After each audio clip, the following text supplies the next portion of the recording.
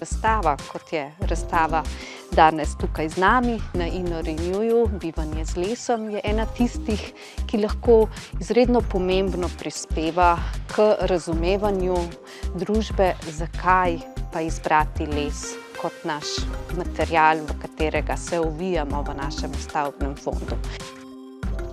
Z lesom in na lesu temelječih materialih, in seveda ne smem pozabiti tudi druge obnovljive materiale, lahko bistveno prispevamo k zniževanju emisij toplogrednih plinov.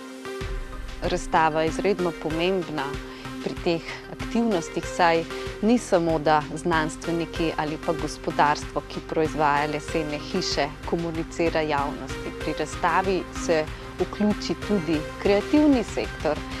To so aktivnosti, s katerimi bi želeli na InnoRenewju se še bolj nekako ukvarjati in preko njih dejansko doseči, mi radi rečemo, pospešen prenos naših znanj v družbo.